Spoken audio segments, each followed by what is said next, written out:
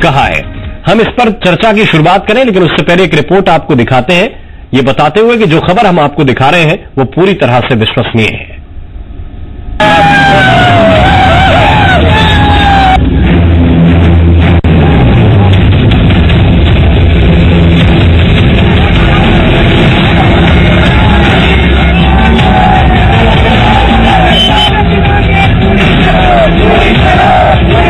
मध्य प्रदेश में किसानों की हुंकार ने हाहाकार मचा दिया है। चौगुना दाम हो गया सबसे। कल जो सब्जी 50 रुपए में लीजिए 150 से 200 रुपए हो गई सब्जी का। सिर्फ एक दिन के आंदोलन के बाद सब्जियां, फल, दूध सबके दाम आसमान छूने लगे। 2 दिन पहले 15 रुपए, 10 रुपए और आज 40 रुपए, 50 रुपए भी बिक गया। अच्छा टमाटर। सरकार और किसानों की इस लड़ाई में जनता त्राहिमाम कर रही है। किसान कितना परेशान है, ये लोगों को पता चलना चाहिए ना। लेकिन हड़ताल, हुंकार और हंगामे के बीच की ये तस्वीरें ये सवाल भी पूछती हैं कि क्या विरोध का तरीका ऐसा होना चाहिए। कई जगहों पर प्रदर्शनकारियों ने किसानों की सब्जियों को उनकी मर्जी के खिलाफ सड़क पर फेंक दिया। उज्जैन में पुलिस पर पथराव कर दिया और धार में 6 मोटरसाइकिल फूंक डाली। सवाल ये है, जो किसान अपनी सब्जियां, दूध और फल बेचना चाहते हैं, उन्हें गैर कानूनी तरीके से क्यों रोका जा रहा है? क्या इस तरह से आंदोलन आगे बढ़ेगा? इस प्रकार की हिंसा हो रही है, ये बिल्कुल भी बर्दाश्त नहीं की जाएगी।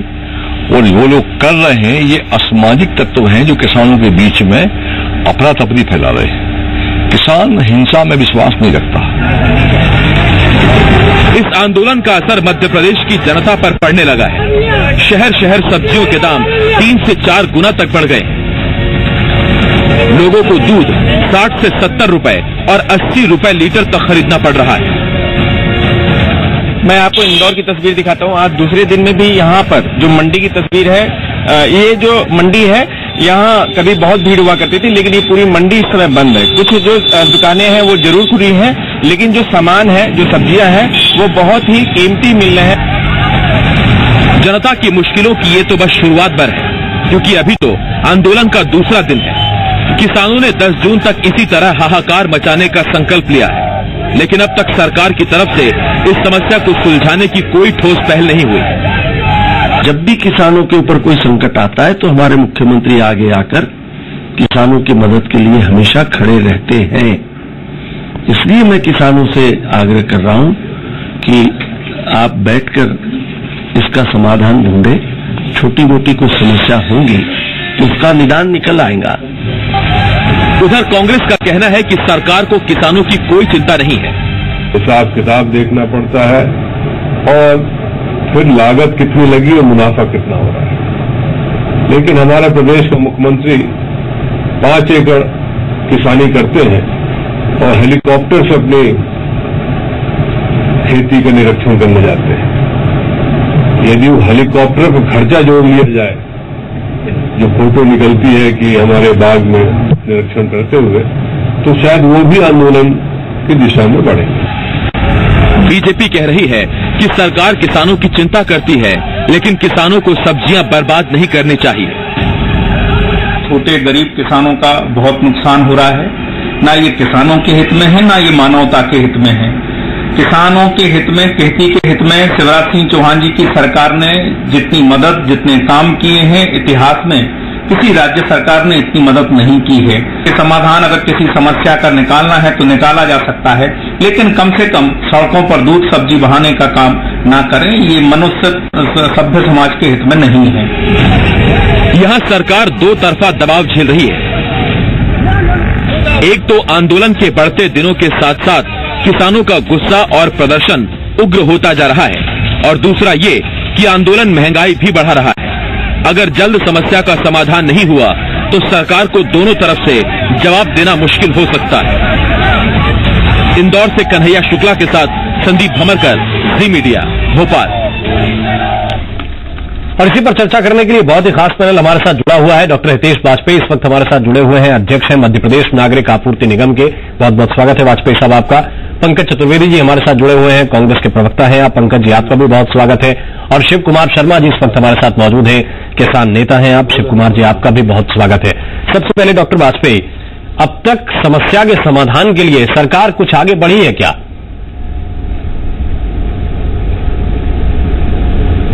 देखिए राम जी, मुझे लगता है मेरे जीवन में मेडिकल साइंसेस के बाद एग्रीकल्चर ही एक ऐसा विषय है जो मेरे दिल के बहुत करीब है। और यही कारण है कि आज भी मैं 50 गायों की डेयरी चलाता हूं और 200 लीटर से ऊपर दूध का उत्पादन करता हूं। ये करने का प्रयास मैं इसलिए करता हूं कि छोटी पड़त के किसान को कैसे हम लाभकारी रूप में ला सकें और जिन आर्थिक सामाजिक चुनौतियों से वो गुजरता है हम किस प्रकार उससे वाकई में उसको निकाल सकें, इसका अध्ययन करने का सीधे मौका मिलता है। क्योंकि मेडिकल साइंसेस का तो कॉलेज में हो गया, लेकिन खेती का अध्ययन सीधे जब तक हम लोग खुद नहीं करेंगे नहीं समझ पाते उसकी चुनौतियों को। तो देखा यह गया है कि कुछ चुनौतियां ऐसी थी जिनका निराकरण हुआ है, खासतौर से मोदी जी की सरकार आने के पश्चात, जैसे कि यूरिया की उपलब्धता। नीम कोटेड यूरिया करने से अब आपके पास ऐसी कोई खबर नहीं आती जब यूरिया के अनुपलब्ध। वो आप अच्छी बात कह रहे हैं। मैं डॉक्टर साहब आपसे ये सवाल कर रहा था कि किसान ये नाराज है, बीच का रास्ता निकालने के लिए सरकार की तरफ से अब तक क्या हुआ है 2 दिनों में, या क्या सरकार कर रही है? मैं उसी के ऊपर आ रहा हूं। इसी प्रकार सरकार लगातार किसानों के मुझे इस आंदोलन की शुरुआत का आइडिया नहीं कि क्यों हो गया है अचानक, लेकिन किसानों के विषय पर लगातार सरकार गंभीर है, यह मैं बताना चाहता हूं। और सतत काम इसके ऊपर चल रहा है जी।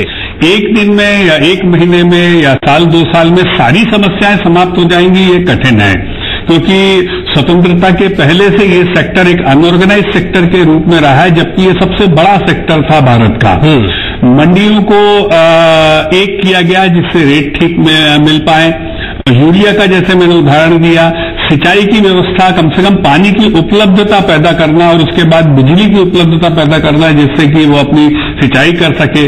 और अंत में जिसका आप रूप देख रहे हैं वो है उसको मार्केटिंग के प्लेटफॉर्म देना, यानी कि वो अपने उत्पाद की लाभकारी कीमत ले पाए। ये एक बहुत बड़ी चुनौती है और सरकार कटिबद्ध है इसका समाधान निकालने के लिए और कोशिश भी कर रही है। जैसे कि इस वर्ष लगभग सब्जियों की हम बात करें तो 32 lakh metric ton cold storage capacity बढ़ाने का विचार किया है। आपको सुनकर आश्चर्य होगा, शिव कुमार जी तो इस क्षेत्र को बहुत अच्छे से जानते हैं, 2 लाख से 4 लाख मीट्रिक टन सब कैपेसिटी मिलाने के पश्चात कोल्ड स्टोरेज की कैपेसिटी हुआ करती थी, जिसको बहुत तेजी से आज बढ़ाया जा रहा है, जो बहुत कम है। प्याज को आपने देखा हमारे यहाँ पर बहुत अच्छी बातें बता रहे हैं डॉक्टर वाजपेयी, जाता है तो उसकी ये आप सरकार की योजनाएं बता रहे हैं और सरकार ने रखने के लिए लेकिन क्या ये बता रहे हैं जी। मेरा बहुत सरल सवाल और सीधा सवाल है कि क्या आपने इस जो गतिरोध बना है सड़कों पे, लोगों को दूध नहीं मिल पा रहा है, सब्जियां महंगी हो रही है, इसको तोड़ने के लिए अभी हाल फिलहाल में 2 दिन में कुछ किया है सरकार ने या अगले 2 दिन में कुछ करने वाली है? देखिए फिर मैं आपसे कह रहा हूं, किसानों का विषय एक दिन का नहीं है, लगातार सतत बातचीत का विषय है और आंदोलन किसान नेताओं से बातचीत होती है, आंदोलन विभिन्न प्लेटफॉर्म ये लगातार प्रक्रिया सरकार की जिम्मेदारी। लेकिन आंदोलन के पीछे देखिए राम जी, आंदोलन के पीछे जो लोग हैं उनकी मंशा क्या है ये समझना बहुत जरूरी है। उनकी कोई शॉर्ट टर्म मंशा नहीं है जी। तो इसलिए ये कहना कि भाई 1 2 3 4 ये मांगे बनी रहेगी तो आंदोलन टूट जाएगा, पंकज जी, या ये कोई संरचनात्मक ढंग से, अगर ये लॉन्ग प्रोसेस है जैसा बता रहे हैं डॉक्टर वाजपेयी, इसके लिए लंबा एक लाइन बस मैं और बोल देता हूं जी, नहीं एक लाइन में और बोल देता हूं। यदि ये आंदोलन कांग्रेस एक जिम्मेदार विपक्ष के द्वारा भी होता तो हम उनसे बैठ के बात कर सकते थे, उसको करते। किसान संगठन यदि कोई जिम्मेदारी लेता तो हम उनसे भी बातचीत कर सकते। हालांकि बातचीत का प्रयास जारी है और हमारा प्रयास यही है कि इस प्रकार की गतिविधि नहीं होना चाहिए। पंकज राम जी, मेरे आग्रह बहुत साफ है कि सरकार की पार्टी के हमारे जो साथी वो स्वीकार कर रहे हैं कि अभी उनको ये पता नहीं, उनको सरकार को ये ज्ञात नहीं कि इस आंदोलन के पीछे कौन लोग, उनकी बेसिक डिमांड क्या है। तो मुझे लगता है कि जब आपको जानकारी नहीं तो फिर एड्रेस करना बहुत मुश्किल है, इश्यूज की इन्फॉर्मेशन नहीं है एक विषय।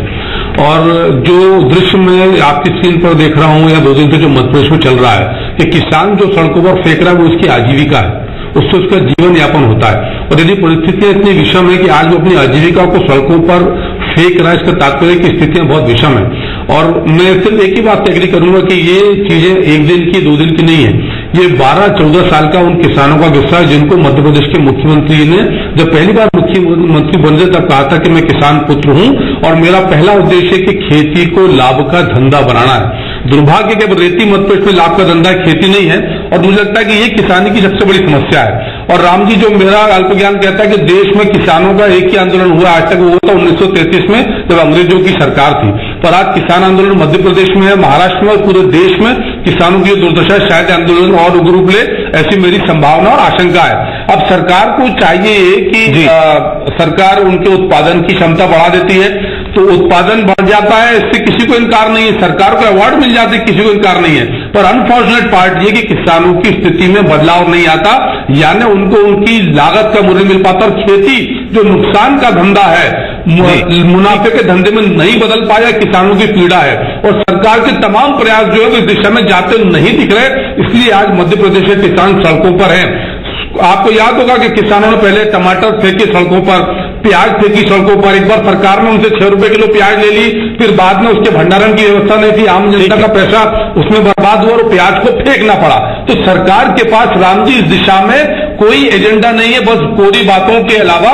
इसीलिए आज स्थिति यह है कि मध्य प्रदेश में और महाराष्ट्र में किसान हड़ताल पर हैं। आज मेरी चिंता वो चिंता है जो मध्य प्रदेश के आम आदमी की चिंता है। राम जी, मैं एक लाइन कहना चाहूंगा। राम जी बोलिए। राम जी, मुझे एक लाइन जरूर बोलने दीजिए। देखिए, आप किसान और सरकार ये विषय पर चर्चा करेंगी तो चर्चा हो सकता है, लेकिन जैसे ही राजनीतिकरण करेंगे तो सवाल ही दूसरे भी पैदा होते हैं। क्या 13 साल पहले उनको टमाटर की और धनिया की कीमत मिल जाती थी? क्या 13 साल पहले हर घर में कोई? ठीक है शिव कुमार जी, आज मेरी चिंता ये है कि मध्य प्रदेश के आम आदमी की चिंता है और वो चिंता ये है कि ये तस्वीर कितने दिन तक बनी रहेगी। हमें कब तक सब्जियां ठीक तरह की नहीं मिलेंगी या दूध हमें नहीं मिलेगा और ठीक रेट में नहीं मिलेगा। क्या सरकार के साथ किसी तरह का संवाद किसानों का हो रहा है या फिर आप अपनी तरफ से लगे हुए हैं? किसान अपनी जगह, मतलब सरकार अपनी जगह है, किसान अपनी जगह है, अभी तक कोई संवाद नहीं हुआ है।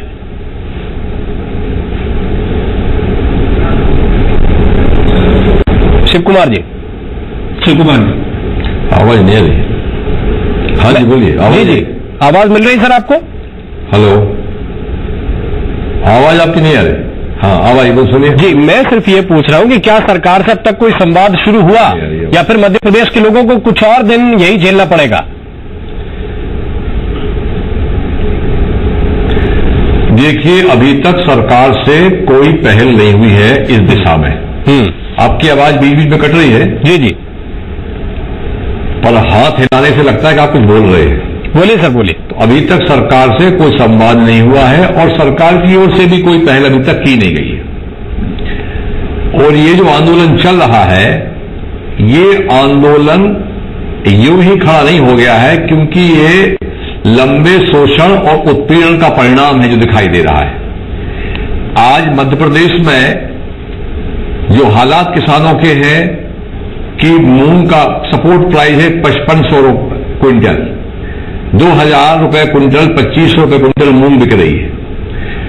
यहां पर तुअर पिछले साल बिकी 12000, अब तुअर 3000 के आसपास बिक रही है। फसलों के दाम आधे से कम हो गए हैं। मंडी में नियम है कि सपोर्ट प्राइस से नीचे आप फसल विक्रय नहीं हो सकती। झड़ने से पूरे प्रदेश में समर्थन मूल्य से नीचे अनाज औने पौने दाम में बिक रहा है। जी, आलू उत्पादन करने वाला किसान सड़क पर आलू फेंक रहा है, आलू के दाम नहीं मिल रहे। तो इस प्रकार से दूध का जो दाम मिलना चाहिए किसान को, वो भी नहीं मिल पा रहा है। ऐसी स्थिति में किसान का गुस्सा एक दिन का नहीं है। और इस आंदोलन की एक बहुत बड़ी खासियत है जो प्रदेश में पहली बार देखने मिल रही है कि ये आंदोलन स्वतः स्फूर्ति चल रहा है और हमने इस आंदोलन को समर्थन दिया है। हमारे जिलों में कार्यकर्ता है, उस आंदोलन को गति दे रहे हैं। जब तक सरकार इस पर समर्थन मूल्य पर और मंडियों को टाइट नहीं करती, पिछले साल कुछ समय के लिए मूंग का 5500 रुपए रेट दिया था, आज मूंग 2000 है, 2500 है, और हरदा में भी 3 दिन पहले मूंग बिकी है 1000 रुपए क्विंटल। किसान की पूरी तरह कमर टूट चुकी है। जिस किसान पर पहले कर्ज 1 लाख का था, अब उस पर कर्ज 12 लाख का हो चुका है। किसान को कोई रास्ता नहीं बचा है, और ये जो आंदोलन है ये किसानों ने अपने ही ताकत पर खुद खड़ा किया है, इसके पीछे कोई शक्ति नहीं है, न कोई पार्टी है, न कोई संगठन है। ये स्थिति बनी हुई है प्रदेश में। आगे भी इसको आगे चलाने के लिए किसान नेताओं से मेरी बातचीत हुई है, कार्यकर्ताओं से, वो अनिश्चित काल के लिए चलाना चाहते हैं। अगर सरकार अविलंब वार्ता नहीं करती है और कोई हल नहीं निकालती है कि हमको जब तक शिव कुमार जी, लेकिन आप पुलिस को डंडा चलाने का मौका क्यों दे रहे हैं? कई जगहों पे आपने पुलिस पे पथराव कर दिया, कई जगहों पे किसानों ने बाइक जला दी लोगों की। तो जो आम जनता है या जो लोग सब्जियां बेचने के लिए आ रहे हैं, आपने उनकी सब्जियां छीन के सड़क पे फेंक दी। तो इस तरह से आंदोलन आगे बढ़ पाएगा क्या ठीक तरह से? हाँ, मुझे पता था कि अभी आप, मुझे मालूम था इसके बाद आप यही पूछेंगे मेरे से। तो देखिए, होता यह है आंदोलन में कि आंदोलन में कुछ असामाजिक तत्वों का प्रवेश होता है, हमेशा होता रहा है, और वो इस प्रकार के कृत्य करते हैं। किसान इतना सीधा और सरल होता है कि वो इस प्रकार के कृत्यों को नहीं करता है, उसका देख सरकार का काम है। जब वो असामाजिक तत्व पुलिस से पथरा फेंकेंगे तो पुलिस लाठीचार्ज करेगी। तो ये असामाजिक तत्वों को प्रशासन को देखना चाहिए कि इस पवित्र आंदोलन में कौन कौन से एलिमेंट्स प्रवेश कर रहे हैं जो किसानों की फिजा बिगाड़ रहे हैं।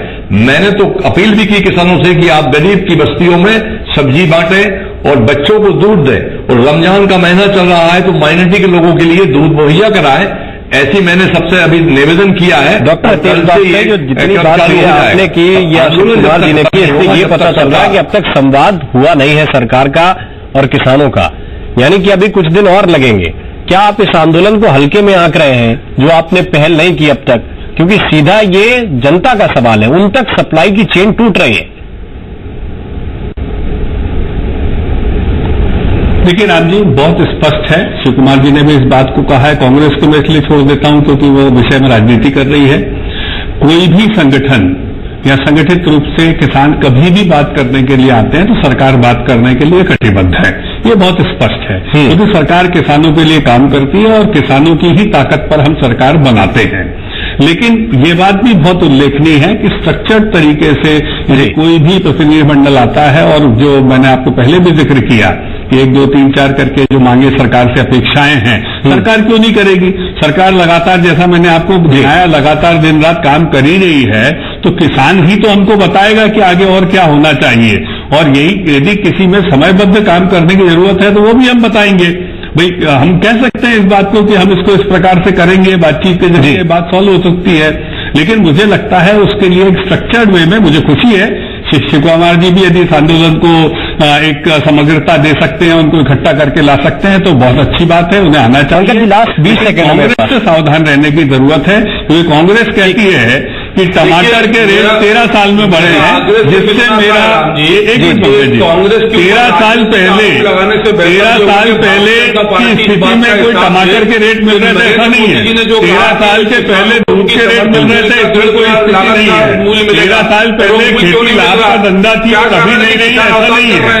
13 साल पहले यूरिया मिलता था, पहली बार होता है। चलिए सर, बहुत बहुत धन्यवाद, बहुत बहुत शुक्रिया आप सभी मेहमानों का। लेकिन कम से कम एक बड़ी डेडलाइन तो अगर आप किसानों को दे सकें तो वो तो देने की जरूरत है कि अभी नहीं, 6 महीने के बाद आपकी सब्जियों के दाम ठीक मिलेंगे, अभी नहीं 1 साल के बाद आपकी सब्जियों के दाम ठीक मिलेंगे, दूध के दाम हम ठीक करने की कोशिश करेंगे, दूध के प्रोडक्ट बनेंगे। एक बड़ी लकीर या बड़ी डेडलाइन किसानों को अगर देंगे तो हो सकता है कि वो उस पर भी मान जाए। कोशिश तो कीजिए, पहल तो कीजिए। मध्य प्रदेश की जनता आखिर कब तक परेशान होगी? आपकी आवाज में वक्त एक छोटे से ब्रेक का, तुरंत हाजिर होते हैं एक और नए मुद्दे के साथ।